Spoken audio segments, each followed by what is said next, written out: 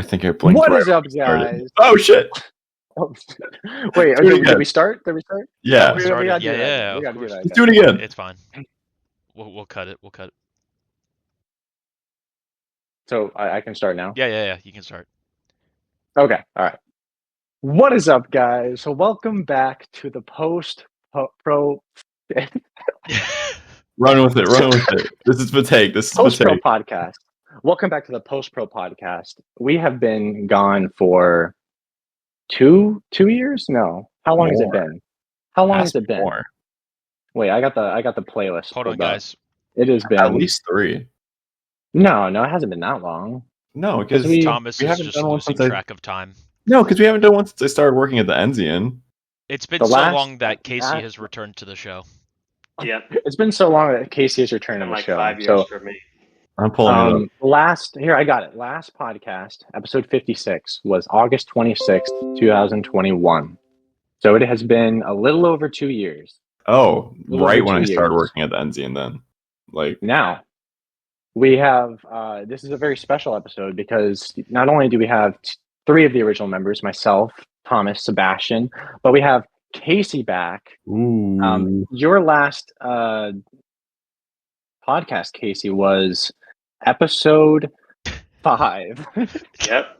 You were there for 2 episodes, Go. 4 and 5. And so welcome back, Casey. Welcome back, everybody. We had wanted Jordan to join as well. Maybe he'll come. Maybe he won't.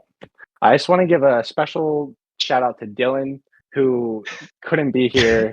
Who was never on the podcast. Who was never on the podcast, but he could have made it work. He could have made But he history.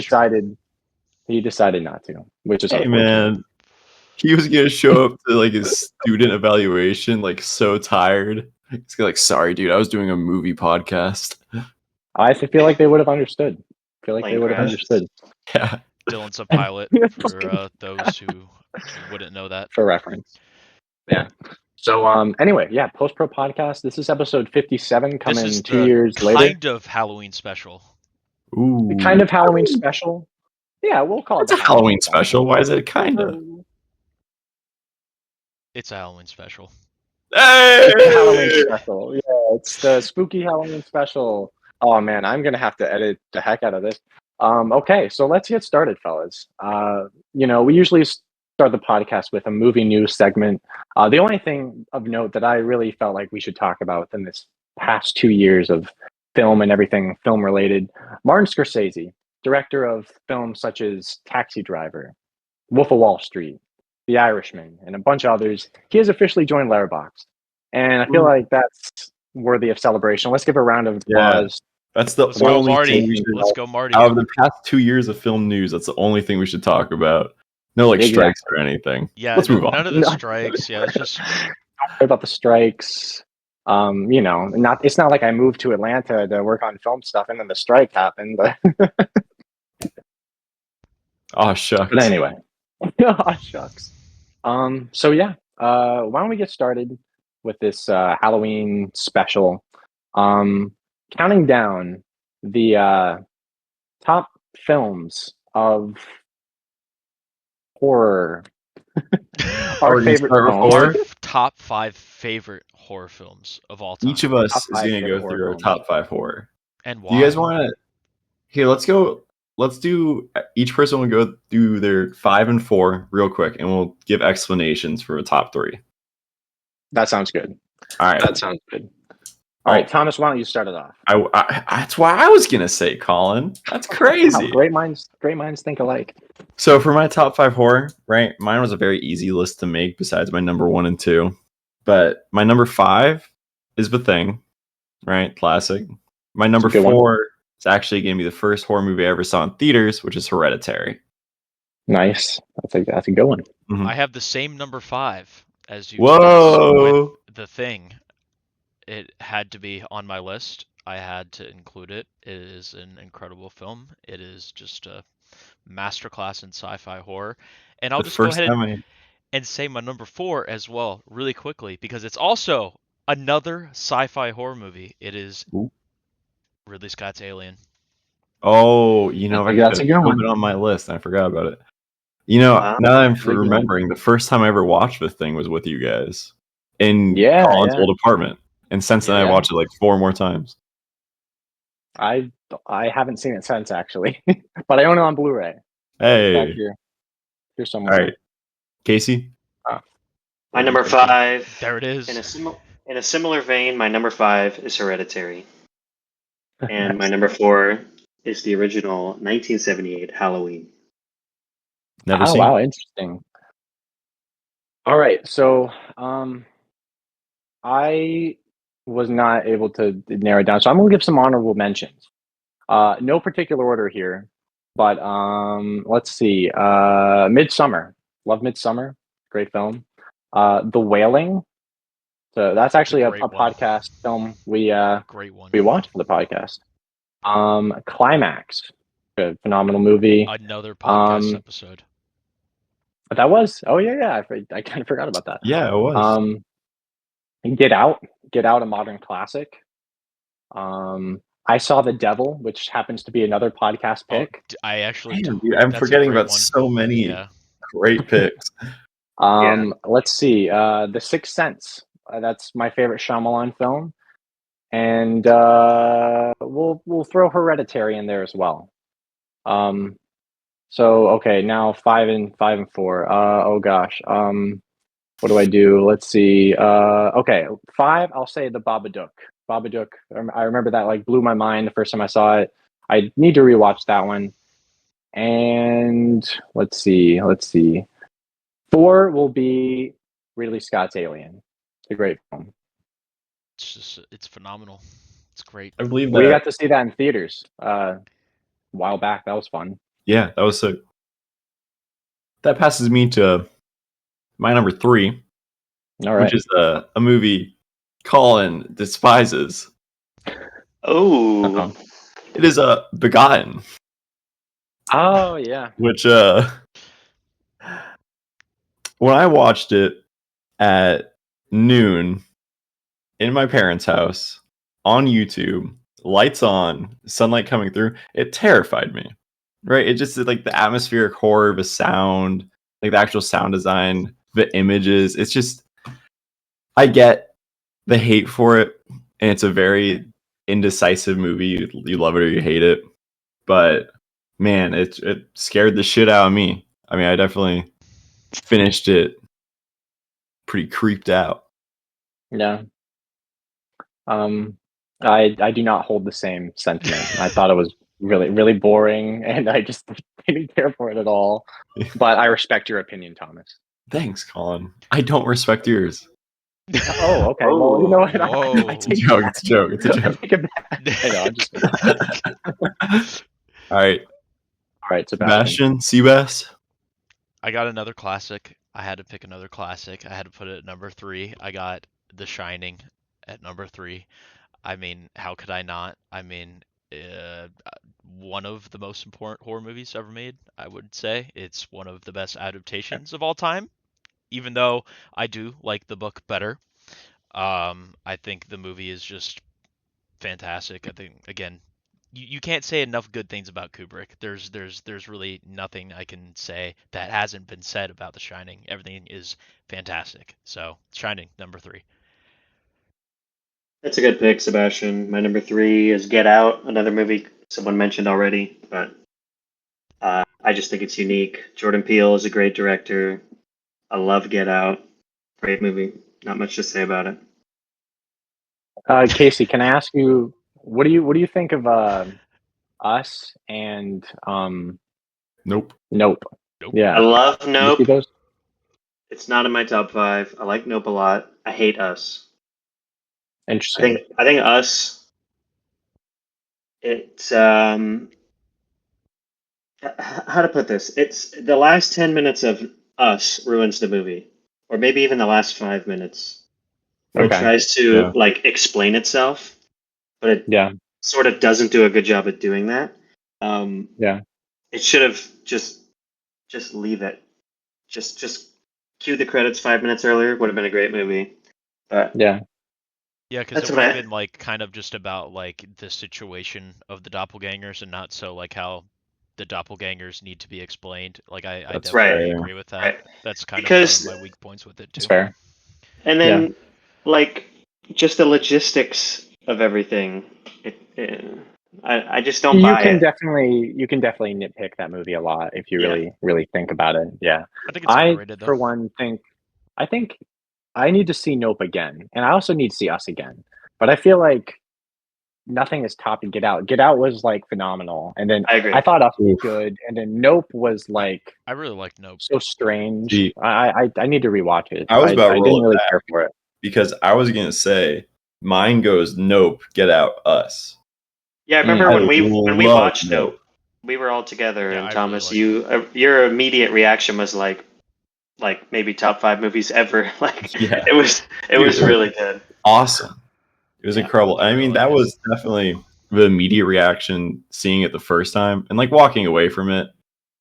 Maybe not top 5 movies ever, Right. but Yeah. I do think I like it more than Get Out. Yeah, I Interesting. mean they're both good. They're both good, but Us is definitely on a different tier than those two movies, All right. in Moving my on humble to opinion. Collin's number All 3. right, so my number 3, it could go either one. I'm not sure. My 2 and 3 could swap. And funny enough, they're the same director. Big Darren Aronofsky fan, Yeah. and I'm gonna say Mother. Top 3. That's number 3. Mother is just. I remember seeing it with my brother back when it came out, 2017, in theaters, and my jaw was on the floor by the end. I was just amazed. I was shocked. I didn't know how to react. I was speechless for the entirety of the credits. I remember people walking out and being like, "That was the worst movie I've ever seen." You know, and I worked at the movie theater at the time, and people were just like, "I want my money back," and I was like, "Oh, I thought the movie was amazing." But Jennifer Lawrence gives an amazing performance. Javier Bardem is also great, and Darren Aronofsky. I mean, he directs the crap out of that movie, and he only wrote the script in 6 days, I think, which is just insane. I mean, the third act goes off the rails in all the best of ways. It's a masterpiece in my opinion, and yeah, that's my number 3. Colin, Mother. we're gonna have to plan a trip to Vegas to see Aronofsky's new movie in the Sphere. I know. Ooh. I've Yes. seen some. Wait, is seen that some happening? clips. It looks incredible. Yeah. Wait, they're playing it in the Yeah. Sphere? Yeah. Dude. It was made specifically for the Sphere. No it's like way. Postcards Yeah, of it's like Earth a or- nature documentary. Yeah, I forget what it's called. It's like Postcards of Earth or something like that, and it's just a whole bunch of like 18K quality images. And I was watching him talk about it, and he was like, each second was like 800 gigabytes or something. It was Holy insane because they Holy were shit. filming it in 18K. So like it just was insane, like the file That's sizes for it. unbelievable. Yeah, so Yeah, I want to see it. All right. I want to see it too. Yeah. So my number 2 is gonna make my one obvious. At least it should. My Okay. number 2 is a movie I only watched for the first time 2 years ago. Rewatched it recently in theaters, cemented it. It's The Exorcist. It's incredible. Just absolute masterpiece of horror. Just the whole vibe it gives off the entire time. It's so terrifying. It feels so real all the way to the end. It's just The performances are just yeah. so timeless, especially like just don't quote me. I forget the mother's name at the moment, but she is phenomenal I'll in the pull it up. film. Like she really Yeah, what she won an sells. Oscar for it Yeah, too, I believe. I mean she sells the entire movie. Like her Mhm. performances. Like I remember like the scene where like she has to like she's not in the room for the exorcism. Like that's a rough scene. Like just like character wise, like great movie, fantastic Yeah. movie. And I have also, not I mean, seen it. Now, why that wasn't is she in the room, unbelievable. Sebastian? Yeah, we'll talk about that later. Also, just in general, fucking oh god, the kid's name, Reagan. Just in general, Reagan. It's the child performance is incredible. It's probably the best child performance of all time. I can't imagine anything that tops it. And it's pretty really hard to top incredible that they were going to give up on finding a child and they were going to go with, I believe, like a 17-year-old or 18-year-old until this kid walks through the door and just like nails it. and is like so okay with the content, and they just go with it. And then I'm sure they're scarred for life. So, anyways, my number 2, The Exorcist. Sebastian. Nice. I have one that's already been mentioned a couple times now, but I obviously think it's better than all of you have said. So I have Hereditary at 2.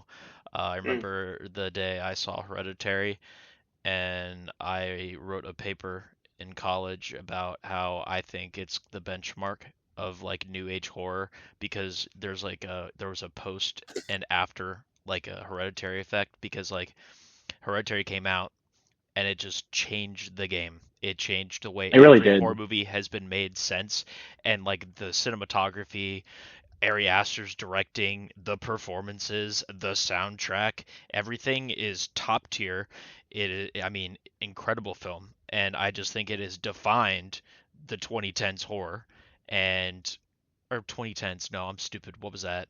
No, it is It was 2010s. No, I'm right. I'm right. 2018, I'm 2010s horror. It defied the 2010s horror, and has just basically been the benchmark of horror going forward.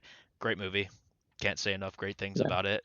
I just remember I never saw the trailer for it. Walked into that movie not knowing anything about it. Oh wow. Yeah. What a great movie to not see a trailer for. It blew my mind. It scared the shit out of me. I mean, that's the first movie I've ever like felt scared in the theater for, and haven't felt really scared since. Seeing that in a like nearly sold out crowd when I watched it was wild. It was definitely like a memorable movie going experience. It was like you could feel the tension among everyone. It was really cool. Oh yeah, I feel like Midsummer was a very similar feeling too. Yeah, I think everyone remembers where they were when they saw Hereditary. I didn't see it in the theaters, but I still vividly remember watching that movie for the first time and just being like, okay. Yeah. That was a great first horror movie for me to see in the theaters. That was the first one, and I mean, it was awesome, yeah. Oh, wow. Holy shit, dude. All right. To Casey. My number 2 has not been mentioned yet. It is maybe one that probably no one else here is going to say, but I think it's also driven by experience, and I'll explain that in a second. My number 2 is Cloverfield. Okay. I love that movie, and I think you all 3 may have been there. At least 2 of you were. Yeah. I first moved into my new place. I set up my 7.1 surround system and just cranked that movie, like shaking the walls. Oh, dude. That was an incredible experience. Awesome. In my opinion, it's like the only movie that can get away with doing found footage. I think everything else pales in comparison. I just watched Blair Witch with my wife. Great film. That's not it. I mean, I don't think it's great. It's okay, but it's kind of. And then the Paranormal Activity films, of course. I mean, those are terrible. And then, so, for being a sort of like found footage, I guess, movie. There's a couple of found footage I think that are pretty good, but that's just me. Cloverfield, in my opinion, though, is definitely the best and is definitely my top 10. I love it. It's weird to narrow it down to found footage. Then Cloverfield has to be like top tier. It's definitely one of the best ones. I agree. Turn the lights off. Turn the sound up. Watch it on an OLED screen if you can. Amazing experience. Yeah, that's one that I wish I had saw in theaters. That's one I definitely. If I could go back, I wish I could have seen in theaters. Maybe better than a theater experience, to be honest. Because I mean, that sound was fucking cranking. Yeah, exactly. Ear rape levels. Yeah, that was awesome. That one's back here somewhere too. Well, we got the second one on the way, so. That's true. All right, Collin. All right, so we'll go to my number 2. I already kind of hinted it. Darren Aronofsky. I'm gonna go with Black Swan.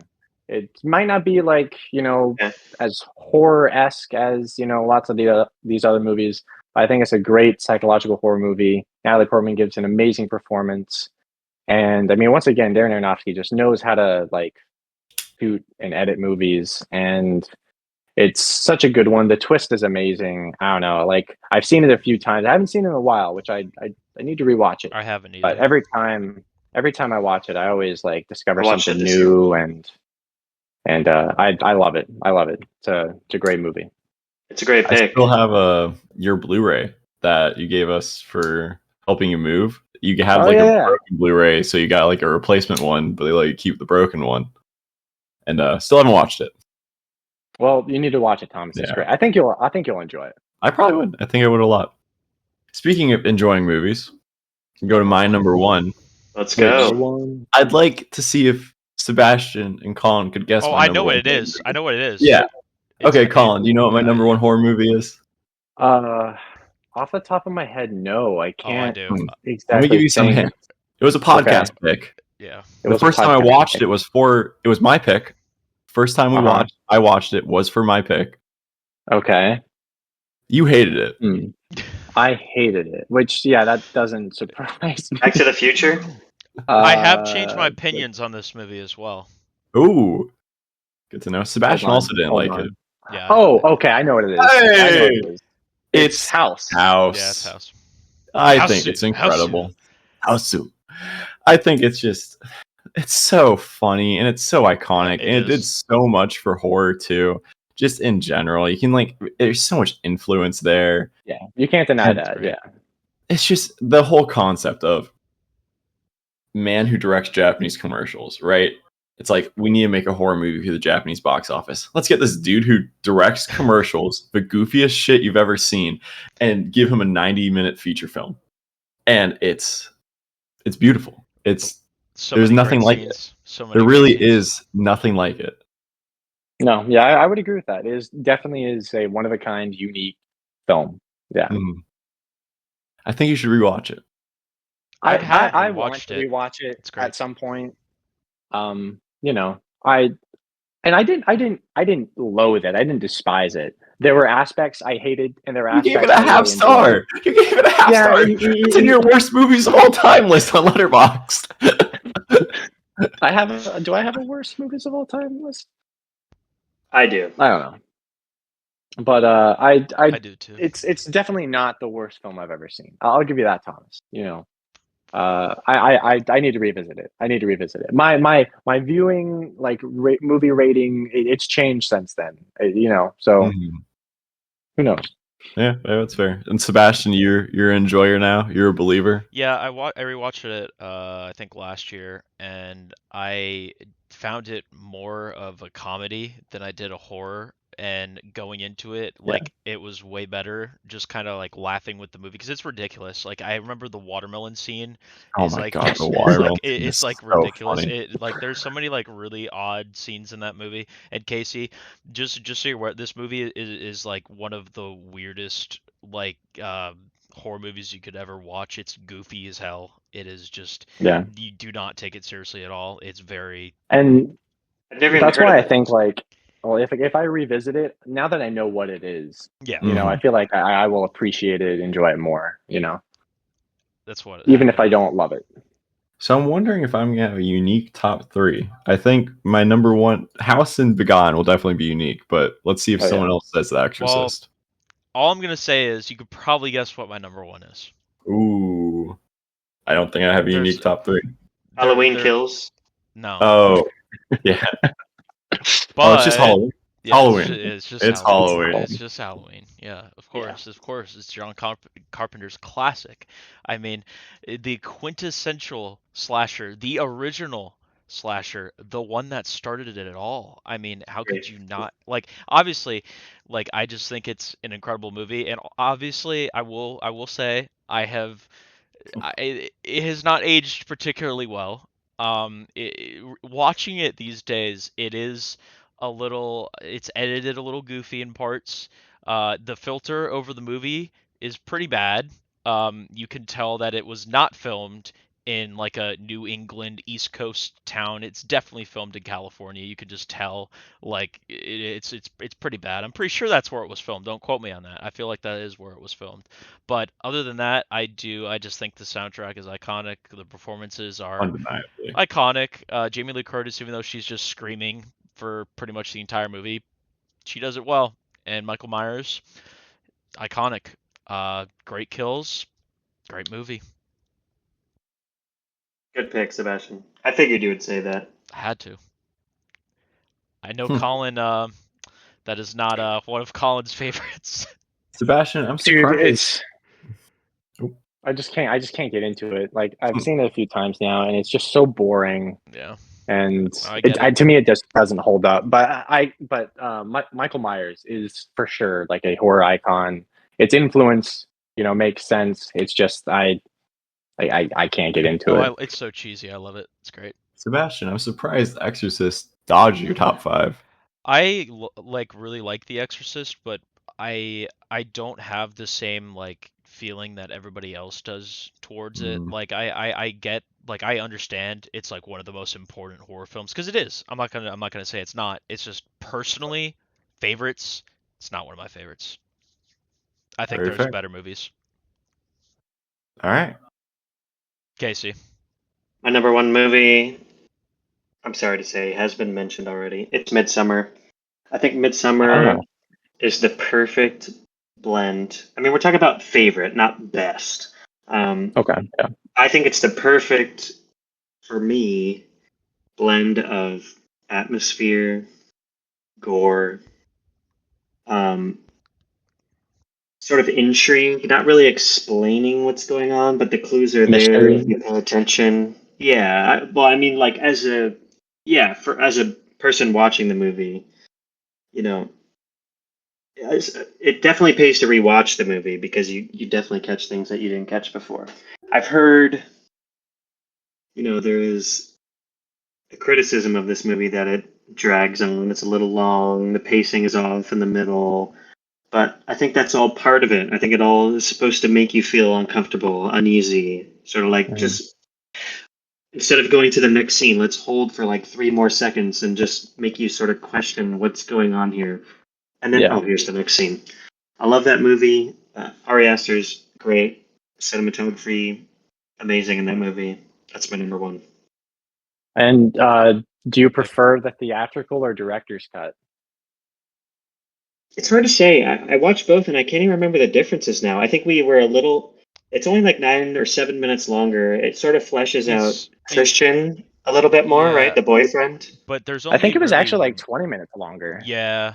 There's really one scene, I would say, that's like pretty detrimental that I think they should have kept in the movie. It was the river scene. The river scene, yeah. That was the only scene that like we all were like, dude, why was this not in the movie? Because that was another wild one. That kill was like, what the hell? Yeah. I need to rewatch the director's cut, but I remember like really liking it compared to the theatrical. I mean, I thought the theatrical cut was great, but I thought the director's cut was like, wow, this really improves it. Yeah, because there's a little bit like the boyfriend Christian acts kind of bizarre.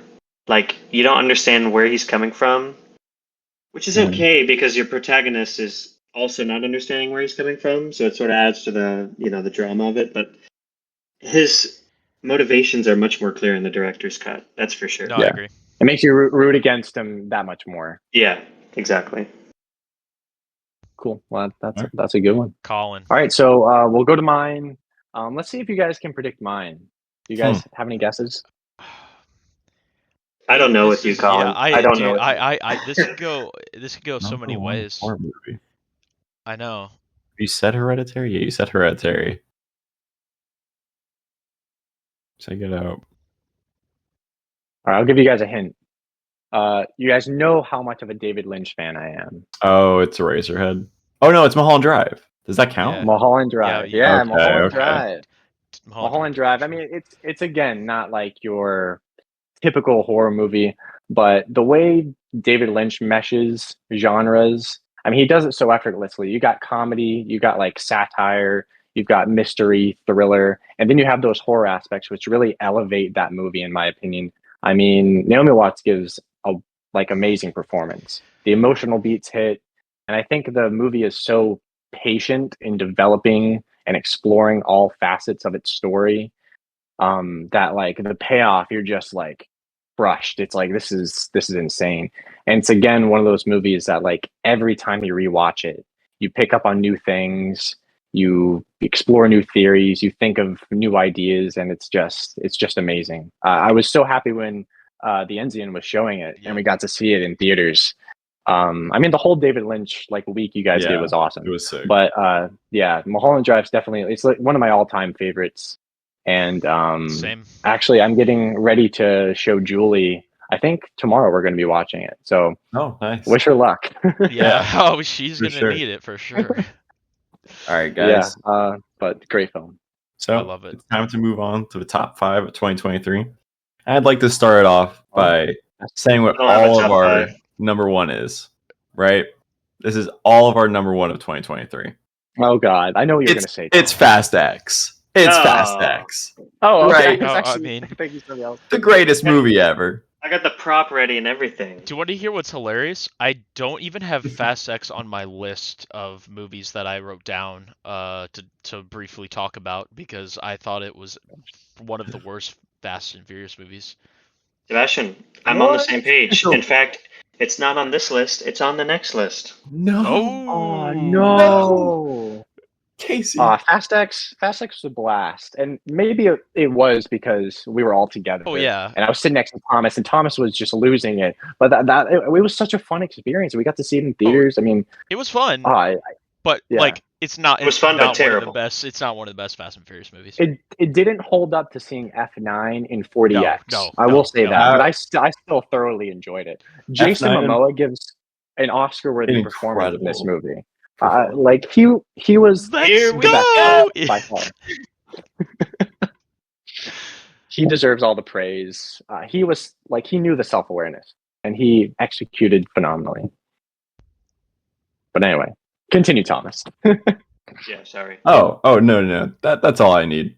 So I think we should do this the opposite direction. So, Should we talk about Colin, our if you'd like to stinkers? start. Okay, sure. So, wait, what? I was gonna say we should just like talk about our stinkers first before we rile into the best movies of 2023. How about we Actually, get the stinkers out of the way? That's not a bad idea. Yeah, why don't we do that? Well, let me just say mine I only first have one because stinker. I didn't I make already a hit whole it. list. My stinker is Fast X. No. Yes, No. it was awful. I'm sorry. Colin has quit the Post Pro podcast. I enjoyed watching it with you guys. It was a fun. We had the family. However, that being said, the movie itself is awful. I mean, I probably they're all bad. the worst Fast and Furious movie. No. There's no way. They're all schlocky, but some are much better than others, and this is I on the agree. bottom by far. Definitely, I That's, totally I feel agree. like that's a hot take. No, that's Really? that's a I mean, what reasonable Fast take. movie is worse than that? Well, apparently I have a hot take. I think Tokyo Drift is one of the worst ones. I hate Okay, that man. movie. All It's right, awful. man. All right. And Moving on. fuck you, Colin. 4 and 8, I thought were both worse. 4's bad. I even Four's good. enjoyed 8 better than 10. I was gonna say I thought 8 was better than 10. 10's as well. such an enjoyable movie, though.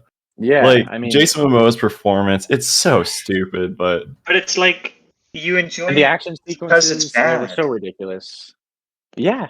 Oh no, no. Okay. I think Jason Momoa's performance is a legitimately great performance, and I think it's because he understands like the self-awareness.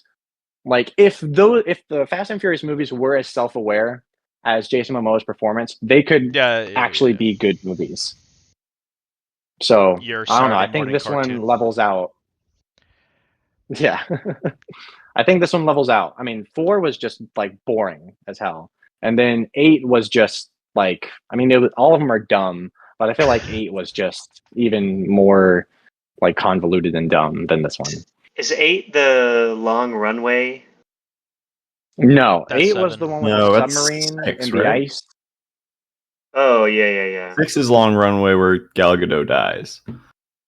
6 Or- was the best one in my opinion, with the tank Oh. on the bridge scene. I think No, five. and I they're- think no. they're 5. gone. Fast Oh, 5 God. is the best. You Fast got- 5 is the best. Enough with the, Fast and Furious. With the Enough. vault switch in Rio, that is the best one. 5 is the best. I think It's 5 is the best. Yeah. Tokyo Drift's the best. 5 is 5 up is there. second 5 is best. up there. But 6 Okay. 6 is my personal favorite then. 6 is my 5's personal the favorite. best.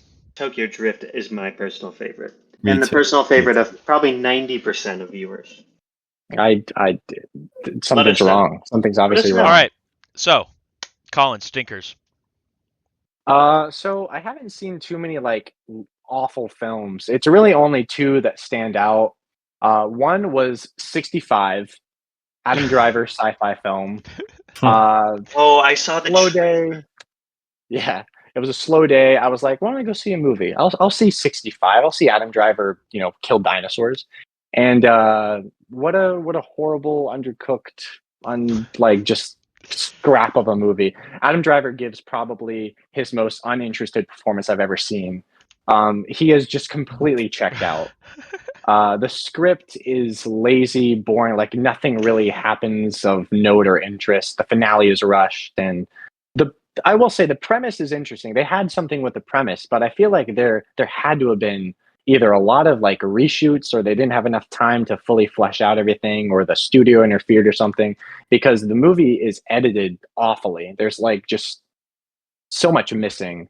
The child performance in that movie is awful, in my opinion. Both of the child performances, it's just like it's so forgettable too.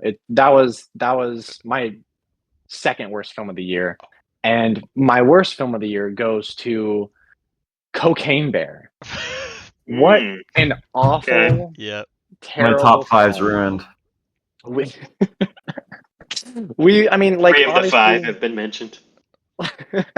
Yeah. So, like, you don't have high expectations going into a movie like Cocaine Bear. However, I was expecting a little bit of fun. I was expecting to laugh.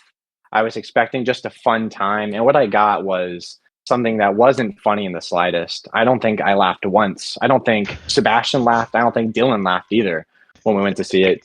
And just boring, uninteresting characters, just awful. It was just awful all around. I don't know how that movie is like highly regarded, or the meme it became, because it doesn't deserve it. It doesn't even deserve the meme.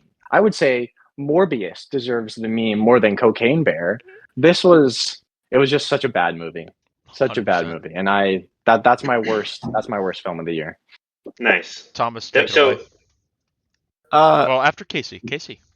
I was just going to comment. I haven't seen either one of those movies, but I won't forget seeing the first trailer for 65. I don't know if you guys remember the trailer, but like you sort of don't know what's going on. You think it's modern day because he's got like iPads and shit. He's like, well, he's got like I don't even know the premise of the movie. He's got like futuristic weapons, and it's like baiting you. Race of and then aliens on another you hear planet. The freaking like Steven Spielberg T-Rex noise, and then you see 65 on the screen, and then it goes million years ago. And it's like, whoa! Yeah, I'm glad I didn't see that stinker. It was bad. The trailer and saying to myself, I will not see this movie. So I'm glad you took the bullet for us, Collin. Thank you. You're welcome. Thomas? Yeah, I'll go over mine really fast because I only thought of one, because I actually don't think I've seen that many stinkers this year. Yeah, because I'm a Cocaine Bear enjoyer. Yeah, the only one I can think of is the Meg 2, which nice. Yeah, it wasn't good. I don't think I have to explain much more. Yeah, Meg 2 wasn't good. Meg 2. Haven't seen it though, right, but I've heard it was terrible. Oh, well, unfortunately, I have seen a lot of stinkers this year. This year has been filled with some of the biggest stinkers I've seen in a really long time, and I'm just going to quickly go over a whole bunch of stinkers really quickly. Starting off with Renfield. I was very excited to see Renfield, and by the way that the trailers made the movie seem, I'm also a Renfield enjoyer. Yeah, it made the movie seem like something that it wasn't, and I was really hoping it was going to be focused on Nicolas Cage and Nicholas Hoult and that relationship, but it wasn't. It was Nicholas Hoult and Awkwafina, the movie, and I wanted to die while watching it. And every scene with Nicolas Cage and Nicholas Hoult, though, their chemistry was fantastic, and I'm like, why was there only 5 minutes of them on screen together? It's literally like 5 minutes with them two on screen, and it was just really a shame. I missed out on that one. I wanted to see it too, but I never got around to it. Well, it's free on Peacock, I'm pretty sure. So anyway, moving on. Next stinker I got on the list is The Flash. The Flash. Do I need to say anything about it? Like, I think I liked it more than the majority of people, but even I can admit it was a stinker because it was not good. But there was things I liked about it, but like the things I liked about it did not outweigh all of the things I hated about it. Terrible CGI. Really bad acting from Ezra Miller. Everyone praising Ezra Miller's performance. I don't know what they were watching and how much money they had to be paid to say how great he was, but he was not good. And two Ezra Millers, count me out. Count me out. Michael Keaton was wasted. He looked bored the entire movie. He was just clearly in it for a check. Can't blame him. Yeah, not good. Anyone have Sebastian, are anything to these say about in? Flash? No, they are no Well, particular order.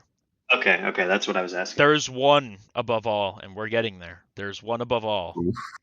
Next up, I got Dial of Destiny. Dial of Destiny, not good. I took Haley to see it, and unfortunately, that was her first Indiana Jones movie, Wow. and Oh, she was very confused. brutal. Yeah, she was really confused what was going on, and the time travel just was really unnecessary, and I thought it was really silly. And Harrison Finale of that Ford, movie is wild. yeah, it is just. No, it's just wild. I will move on. I don't want to get wrapped up talking about it. It's one of Would you those say movies that shouldn't have it been made. is worse or better than the previous movie? Kingdom of the Crystal Skull is better. Okay. I'm a Kingdom of the Crystal Skull I'm an enjoyer. supporter. I'm an enjoyer of that movie. I think it's the weakest of the four, but I think it's not bad. like a good movie. It feels like a fun Indiana Jones movie still. I mean, it's it's not great, but I think it's a pretty good movie. Most people enjoy putting that movie down, like harshly. Yeah, the thing I think it's underrated. Yeah, I do as well. Like rewatching Crystal Skull after Dial of Destiny, it's one of those prequel situations for me. Like I did like Kingdom of the Crystal Skull even before it, but like just realizing what I've gotten and then going back and I'm like, man, Crystal Skull honestly still has that charm. Still has that charm.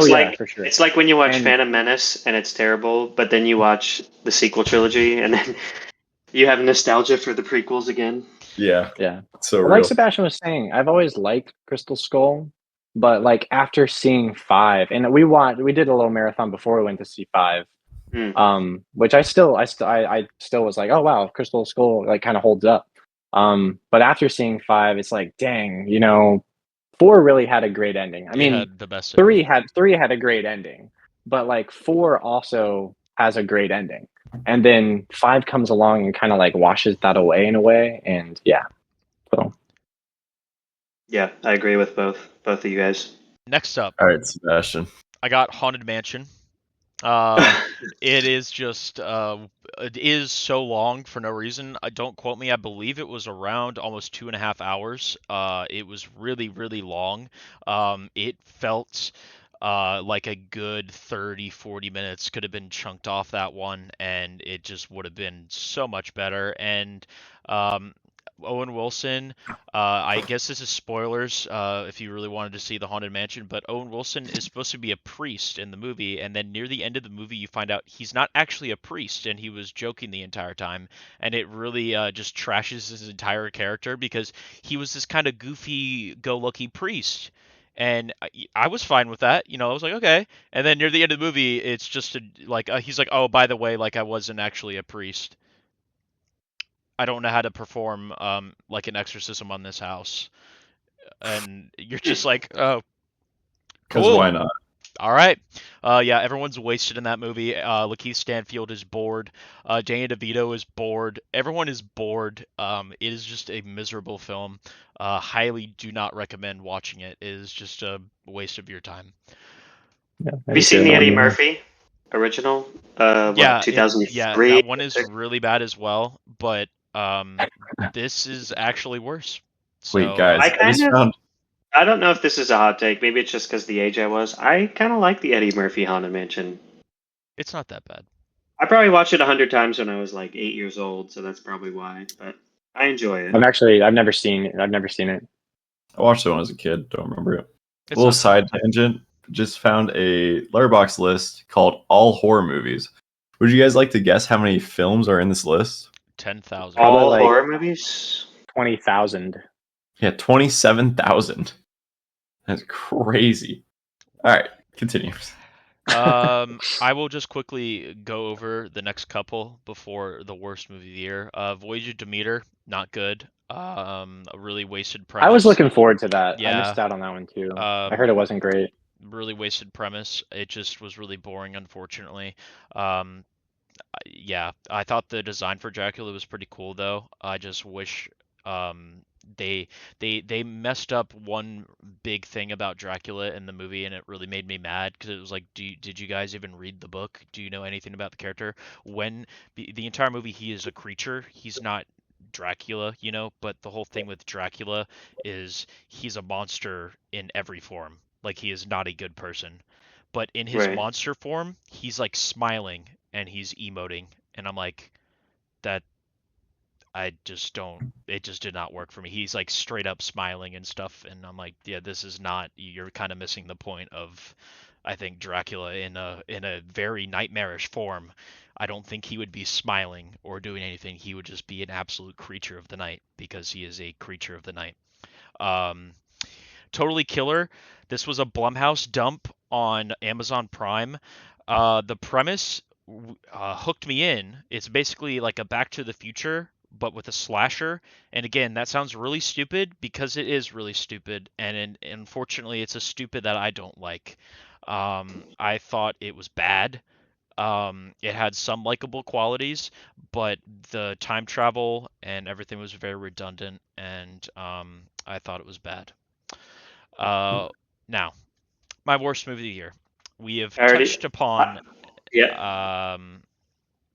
what it could possibly be, and it's The Exorcist Believer. The Exorcist Believer is one of the most insulting films I have seen in a very long time, and it is directed yet again by the master himself, David Gordon Green, who continues to just literally Grim Reaper meme his way through all of the iconic horror franchises and just dragging his blood all over the door because he has yet again ruined another horror franchise. And before I continue to talk about this movie, I just want to simply state that it flopped so bad, and Universal has a $400 million investment that they paid to get the rights to The Exorcist, and they were on board to do 3.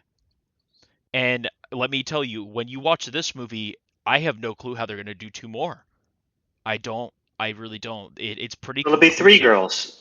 Yeah, it'll be 4 girls. Then it'll be 4 girls. Yeah. Yep. Terrible acting. I thought the child performances were fine. I didn't think they were as good as Reagan. And again, that's how I felt about the entire movie. There is nothing in it that even remotely tops the original. It is all just shameless and really bad when it references the original, because the original is leagues and leagues better. And I even said earlier, one of the main things I love about The Exorcist is how real. That's what Thomas said, how real it feels. This movie feels like a joke compared to the original, and the original was made so long ago, and it feels way more human than this. This feels like an AI wrote the script, and that's because they let Danny McBride into the writer's room. Why they let Danny McBride into the writer's room, and don't get me wrong, I like a lot of Danny McBride's writing credits, but this one, I just don't understand why they brought him into the writing room. What does he have to offer to The Exorcist? It's just very strange. The whole, sucks. It's terrible. It's not scary. It's silly. It's just not good. They even do the thing that they did with the later David Gordon Green Halloween movies, where they do the Exorcist theme, and they do it really shamelessly, and random parts where they're referencing the movie. It's like do do do do do. It's like, dude, just stop. Just enough of this. I was kind of looking forward to seeing that movie until I saw the reviews, and I was like, I'll just pass. That's why I have so few movies I've hated this year. I really did not go to the theater to see the slop that I usually would. Yeah, well, the only slop I saw was Meg. I had to it's get really that unfortunate, Diamond Regal, man. Because I remember going to the theater in IMAX and seeing the trailer for The Exorcist sequel. Yeah. It was actually a decent trailer, I thought. Enjoying it. Yeah, everyone was sort of like, you could hear the murmurs, everyone, and the jumps, and it seemed like, wow, maybe this is something that could be good. I never saw it. I heard about it, but it's a nightmare. I was looking forward to it. I was planning on seeing it, and then the reviews came out, I was like, My no way. trust in David Gordon Green is just it is gone. I thought you were about to say your least favorite was FNAF. I haven't seen it yet. Oh, I thought you saw it on Thursday. I don't know why. I have not Alright. seen it. Move on to the best. The best. Well, did Casey have a worst? Yeah, you It said was Fast 10. X. Yeah, I went first. Oh, 'cause yeah, we Fast talked 10, about that's it It's before. unbelievable It was that such a bad take that I forgot. it's unbelievable that your All right. least favorite movie of the Real year is quick. No, also it your was just favorite as movie of the forgettable as year. the movie itself. Good. I just restarted the All recording. right. All right. Oh, okay. So, So Casey, you want to start with the worst take on the worst? You get to start with the best. best Yeah. films of 2023. So I haven't really seen that many films this year. I've been busy with work a lot. I've seen a few. Not many that I would deem worthy to put onto this list. So,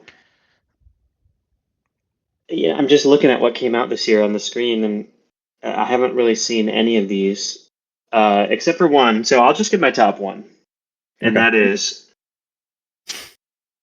Oppenheimer. shit. Come on. Let's go. It's Oppenheimer Oppenheimer season. was incredible. I mean, I'm a Christopher Nolan fanboy / stan. Stanboy?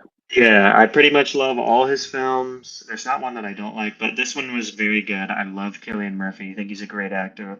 I was very happy to see him in a leading role. And just the attention to detail as far as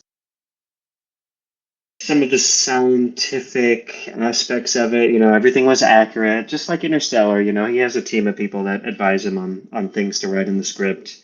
The one weird thing with that movie is why would they include him trying to murder Niels Bohr? I'm not sure, but there you go. Well, But there's also that's my number one of this year. the other thing that was a little kind of I picked up on my second viewing that I thought was a little odd was the fact that they are alluding to that his fling was murdered, and I know that's like a alleged. Yeah. Apparently that's like it's like kind of like a debate if that's the case, but he was kind of saying that it did happen. So Yeah. I missed it the first time we saw it, but Yeah. Julie told me, It's she was very like, "Did you see fast. a hand on her neck?" Mhm. And so the second time I saw it, I was looking specifically for that, and I think it is sort of implied that she was, I think it super is. shushed. Yeah. I So thought that the was sort kind of of interesting. dream sequences of like atomic particles smashing into each other and rotating. I thought those were really well done. They were done practically. I thought it looked really cool. The score is amazing. I mean, Ludwig Göransson has been killing it lately. And it seems like he's kind of Christopher Nolan's go-to guy while Hans Zimmer's been busy with Yeah. Dune and stuff. We got Tenet and now Oppenheimer. And I'm not mad about it. No, me hopefully- neither. I think it and sounds great. hopefully the James Sounds Bond great. soundtrack.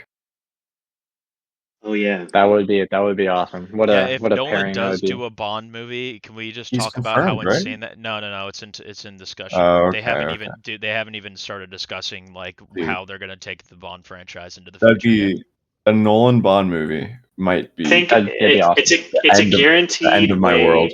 to get butts in seats, right? Oh, Like, wait, for sure. Yeah. I mean, Well, even you new don't want to Bond. make the mistake. You're Universal, right? You don't want to wait. Well, Bond's not Universal, but a company like Universal, right? They don't want to spend $400 million on the Exorcist rights, like you just mentioned, Sebastian, and then have a complete, shitbox of a movie to just ruin the whole plan. So go with a safe bet, a director who's going to make something good no matter what. It's going to be Christopher Nolan. Mm-hmm. Yeah, great point. Anyway, that's my number one. I don't have any others to talk about. I haven't seen Barbie, unfortunately. I did not see Super Mario Bros. Oh shit! Run it back to the worst. That one. Oh, what a piece of shit. Fuck that movie. I didn't think it was Really? I that didn't bad. think it was that bad. It's just Illumination fucking slop. It's just a Minions ass humor children's movie. Thomas, I think it's their best movie. Yeah, it's terrible. I'd agree. It's terrible. I don't think it's that bad. Actually the original. I didn't No, the think- I original didn't think it's that bad Despicable either. Me is the best one. I thought this was I haven't better. seen Despicable Me. I'm surprised because Mario got so much I mean, it did great at the box office, but I also saw a lot of people saying that it was quite good. It had good I critical didn't like it. reception. Yeah. I liked the I thought animation. I thought the performances were good. I mean, the I was story was just kind of about, I whatever. was But just about to talk shit on the animation. I hate really, the Illumination brand animation. I think it looks I mean, so ugly. I guess if you don't like Illumination animation, then yeah. But I don't know. I thought the animation, I thought it was good. I thought it worked. I didn't think Mario was bad. It looked okay in the trailer, but that's all I I saw. liked it. And I've heard the Jack Black song. Now I didn't That's think it was about great. I didn't think it was great. But I thought it was good. It was fun. Yeah, it was fine. Sorry to break off on my tangent. No, it's No, No, it's it's okay. okay. I'm Go done. through I'm done. So yeah, you want me to go? Yeah, Yeah. go ahead. Collin, you take it away. All right, so I'll give a few honorable mentions. Air was pretty good. Enjoyed Air. Ben Affleck proves again he's a competent, solid director. That was a fun little story.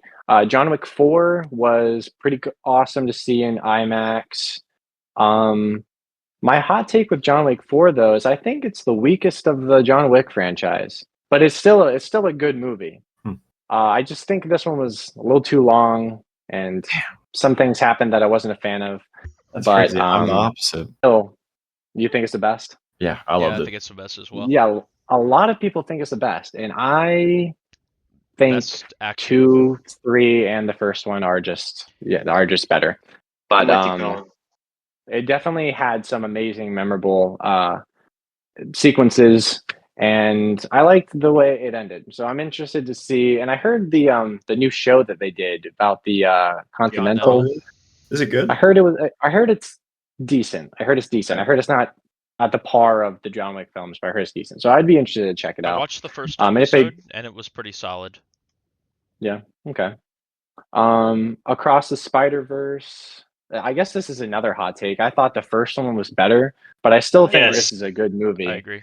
I don't think it's a hot take. That's I why feel I like did not include people it. are 50 No, 50. it seems like people loved this one more, but my whole thing is the story is not Yeah. complete, so I just can't say this is my favorite because it's the middle movie, and like I can't say it's my favorite until I see the third one. Yeah, but That's fair. when the I third think one comes out, it can be retroactively your favorite? Yes. I just gotta wait. it didn't even bother me that we got half of the story. I mean, it's kind of like Dune. I think even though we haven't seen all the story, I thought the way this one handled its final act was that was the best part of the movie, and the way it ends is just like whoa. Well, it's like an Empire Strikes Back ending. That's what I'm saying. Like it's just I gotta wait for that third movie until I can really have That's a fair. decisive opinion. Yeah, but there were some things I didn't care. I think it's doing a lot. It's doing a lot. It's like there's so much happening. Yeah. I need to see it again. I need to see it again, but it's still a good fun movie. Taylor Swift The Eras Tour. I saw it in theaters with Julie, and honestly, guys, it's one of the best concert films I've seen. Not even gonna lie. Julie and I went to see the show live down in Tampa earlier this year, and it was wild, like the loudest, biggest thing I've ever been to. And the film's pretty good. Not much to say there. It's pretty good. Theater Camp, I think the funniest film of the year I've seen so far. I really want to see that. It kind of went under the radar. I think it got a limited theatrical run, but it was actually really funny. The story was funny. The characters were funny, and it's directed well. That was an enjoyable one. I'd recommend that if you guys haven't seen it. So now top 5, Asteroid City. When French Dispatch came out, I thought that was the most Wes Anderson Wes Anderson, but Asteroid City I think ups the Wes Anderson levels, and it was really good. I really enjoyed it. I would like to see it again because I feel like it is one of those movies like you watch more and more, you pick up on more things. But the production design, just the colors, the cinematography, the performances, just like all work so well with the tone that Wes Anderson creates. Number 4, Are You There, God? It's Me, Margaret. Total surprise. That was one of the most, I think, emotionally hitting movies of the year I've seen. I didn't really know what it was about, but Julie, read the book and she was like, we gotta go see this. And I was like, all right, we'll go see it. And it really surprised me. It was really good. Great performances. I really liked the direction and the production design and all. It had me tearing up a few times, so that's always a good sign. Should I go ahead and do 3 and 2, or should I hold off? Oh, fuck it. Just Do go 3 for and it. 2. Just go for it. All right. Number 3, Blackberry. Blackberry, I was Mm. looking forward to from the trailers and stuff, and it's a really fun movie. I mean, Matt Johnson really goes all out in like nailing the like visual aesthetic of the time period, and it's a very frenetic, fast-paced, like just energetic story. Performances are all really solid. Jay Baruchel especially, and Glenn Howerton is just crazy. You know, like Dennis levels of off the walls. Matt Johnson is also really good in the movie. Blackberry was really good. I really liked it. That's another one. I think the style takes a little bit getting used to at first because it is sort of like it's like documentary shot. And but once you ease into it, it's great. And then my number 2 is Mission Impossible: Dead Reckoning Part 1. Mm. I don't think it's my favorite or the best Mission Impossible film, I agree. but this one was really, really awesome. Like, I mean, the action sequences, amazing. Tom Cruise doing his own stunts, amazing.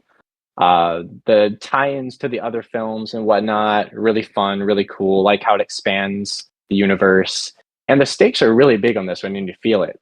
So I'm looking forward to part 2 because you know, even with the sort of on the nose AI stuff that this movie tackles, I feel like it's handled well enough. But yeah, I'm looking forward to part 2. All right, so I'll hold off on my number 1 for now. I think I know what it is, though. Yeah, it's probably All pretty predictable. Megan. I'm going to quickly run through honorable mentions. Evil Dead Rise was great. Asteroid City was great. John Wick 4 was my number 6. It just barely got inched out. Beau is Afraid is missing here. Great movie, but it just doesn't justify my top 5. Yeah. And then I'm going to quickly go over this one because the movie I have seen will probably be in the top 5, but I have to watch it again. And that is Killers of the Flower Moon. Because I loved it, but I was simply so tired when I watched it. Yeah. I was almost falling asleep, so I definitely need to watch it again. I'm seeing it in a few days. So You'll love I mean, my list will probably change by the end of the year. My number 5, which I remembered about this one, and it inched out John Wick 4, and that is Blackberry. I have a very similar number 4 to Collin. Are You There, God? It's Me, Margaret. I was also very surprised. I wasn't expecting much. Walking to the theater, and I'm just blown away. I think I ended up in tears at some point. My number 3 is Spider-Verse. I love Spider-Verse. Seeing it at Point IMAX was incredible. It's just so visually stunning. And then my number 2 is Oppenheimer. And I won't say too much. Casey went very in depth, but I'm going to have probably a unique number 1, but it's a very Thomas movie. And then I'll pass it to Sebastian. I'll go over just some honorable mentions for the year. Movies that I've seen that I enjoyed. I've seen 2 of the 4 Wes Anderson shorts on Netflix. I really enjoyed Henry Sugar quite a bit. I thought that was a lot of fun. I watched the other one, which was called, I believe, The Rat Catcher. I thought that one was a lot of fun as well. Kind of takes a little bit of time getting used to because, like, since it's based on doll stories, you have basically like them narrating inside the world, so it takes a little bit of time getting used to like that for the stories. TMNT was pretty fun. I liked that quite a bit. I couldn't put it in my top 5, but I really, really did enjoy that. I would even maybe go as far as to say I enjoyed it more than Across What's the the line? Spider-Verse. Ops at 6 a.m. Ops at my door. Dude, the jokes in it, seeing the turtles act like teenagers for the first time, incredible. Truly, truly awesome. No One Will Save You. It is a alien home invasion movie that was put out on Hulu. Didn't really expect much watching it. Turned out to be a pretty good time. Pretty good sci-fi horror. Really tense. The main character doesn't talk like pretty much the entire movie. Um, really well done in terms of like how they characterize her in the movie. I thought it was really good. It was basically like Signs, but without all the M. Night Shyamalan shit and just the aliens. It was pretty cool. Talk to Me. Really enjoyed Talk to Me as well. Couldn't put it in my top 5 of the year though. I thought it was a really good A24 horror release. Liked it a lot. Dead Reckoning as well. I can't put it in my top 5, but I really, really did enjoy it. I thought it was really, really good. And my top 5. Number 5, Beau Was Afraid. I thought Beau Was Afraid was an absolute nightmare. Really resonated with me. I don't really have much to say about it. It's one of those movies you watch, and it's kind of stuck You're with me. forever changed. Yeah, I have not, like, I vividly remember majority of that movie, and it's pretty compelling with how long that movie is, and I remember almost everything, and I've only seen it once, so it leaves an impression on you for sure. The wild one. I got John Wick 4 at 4. I think it's the best John Wick movie. Um, I think Keanu Reeves this is his best performance as John Wick in my opinion. Just love just seeing him go in on the stunts in this movie. The Arc de Triomphe like car chase was insane.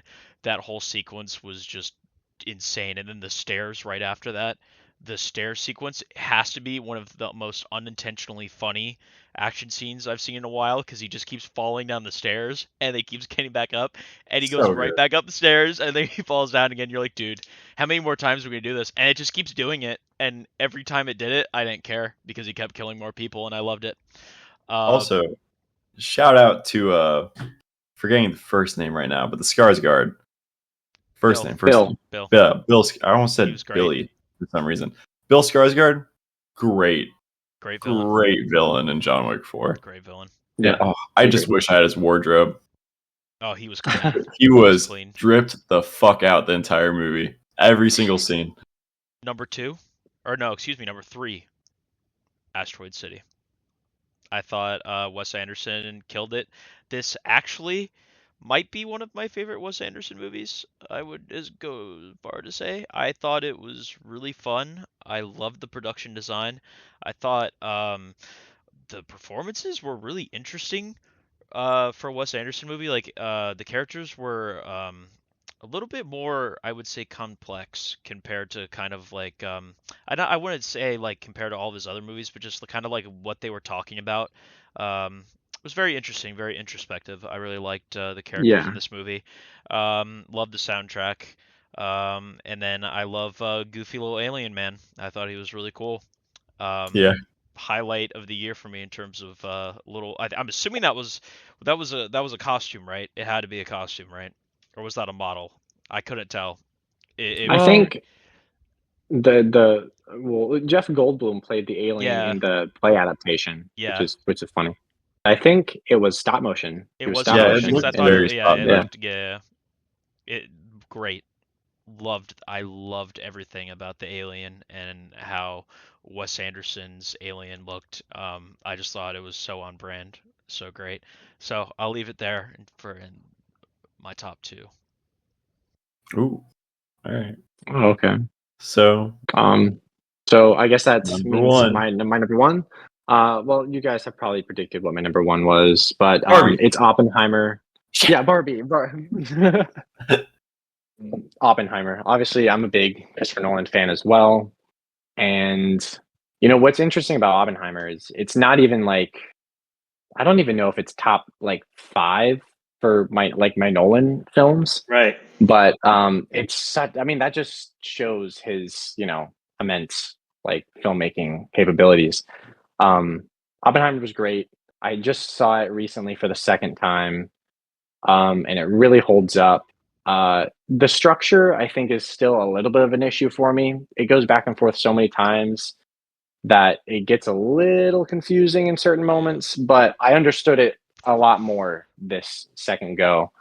And I mean, just the scope of the story and how like intensely it gets into the nitty-gritty of like the moral implications and the psychological effects on Oppenheimer himself with all this, world-changing stuff going on, the military's involvement, his personal relationships, the communist stuff going on. It's all just so interesting. And all performances are amazing. Cillian Murphy definitely. If he doesn't get an Oscar nomination, then I will never watch the Oscars again. If he doesn't win. Well, is that movie eligible for Oscars, or do the new Yes. rules take place the following year? New rules start next year, I believe. Either next year or 2025. Or the new rules? Well, there has to be like an actor of color or something in the main cast. Inclusion Yeah. stuff. Yeah. But of course, everyone in that setting is, Yeah.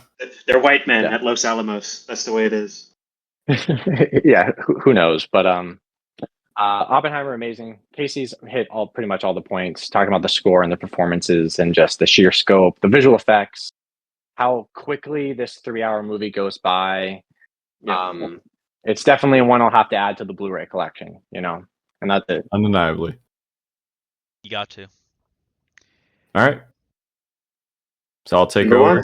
Yep. I'm gonna run it back to one of my honorable mentions, this is probably actually a very high honorable mention, and I just somehow forgot to mention it. I do like Barbie a lot.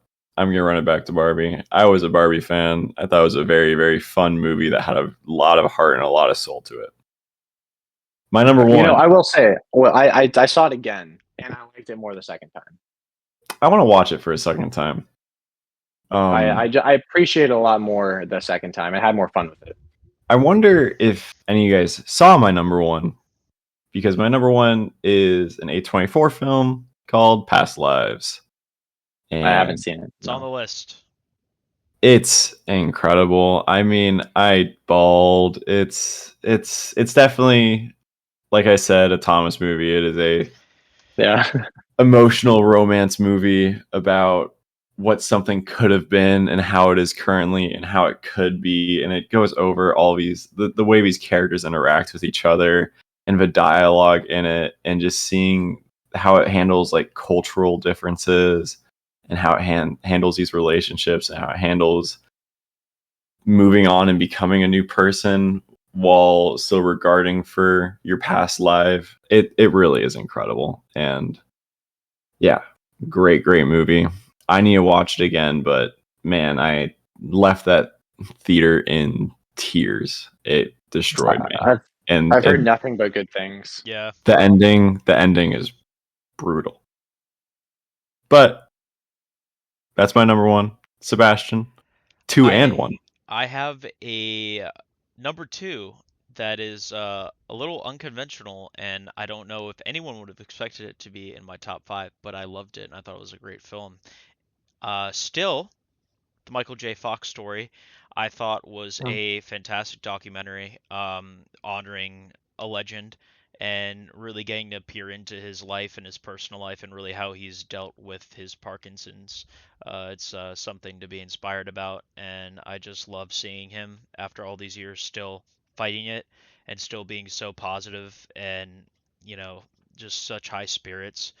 Seeing such a, important figure of my childhood who's literally right here next to me, struggle with something so big, and just being so positive about it still is just something that really resonated with me, and I thought they did a really good job. There was actually really good editing in the movie, and I didn't expect the documentary to be as well made as it was.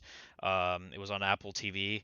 There was a really great sequence where Fox is telling a story about like how he was so tired being like going from all these different sets because he was like working on all these different movies the time he was doing Back to the Future, and how exhausted he was, and it was edited so well because it was showing his actual like day-to-day activities, and it was great. Really great movie. Highly recommend it. My number one is Oppenheimer, obviously. Oppenheimer is again, I'm not gonna go too much in depth. I will just say we all saw in IMAX. I thought it was really good in IMAX, but seeing it in 35 millimeter, or excuse me, 70 millimeter. I saw it in a 70 millimeter showing, but it wasn't the IMAX showing. The 70 millimeter showing was fantastic, and it was way better than the IMAX. The clarity of the film and seeing just that flicker. There was something about it. It felt like an old movie, even though it wasn't, and it just really added a lot to the experience. I thought it was great. Performance is great. Everything great. Another Nolan banger. There's not much else to say. I mean, he will never disappoint us, I don't think, and I hope he never does, because I would like Oppenheimer, to. classic. I would like to bring up one thing. None of the three of us brought this up, but can we just talk about RDJ's performance in the movie? Yeah. I mean, Oh, yeah. I mean, because of my age, I've only ever seen him in Tropic Thunder and then as Tony Stark. So Yeah. to see him doing this movie was like a completely different experience for me, and he killed it.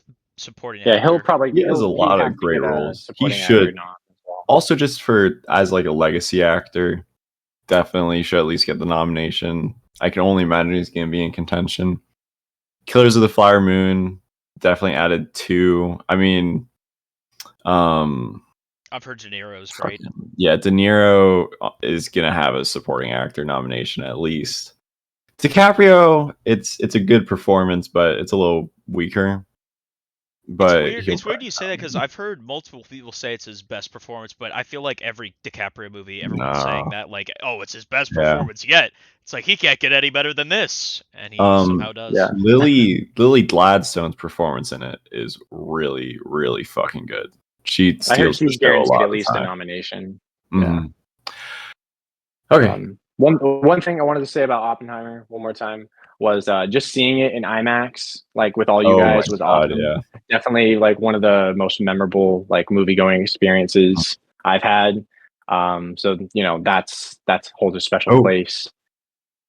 I had another thing What's about up? Oppenheimer too, because you talked about 70 go ahead. millimeter, and while I never watched it for a second time, we showed the Enzian for a while, and so I saw quite a good bit of it every once in a while in 35, and it definitely looked special in 35 as well. I watched that bomb drop so many times. That's awesome.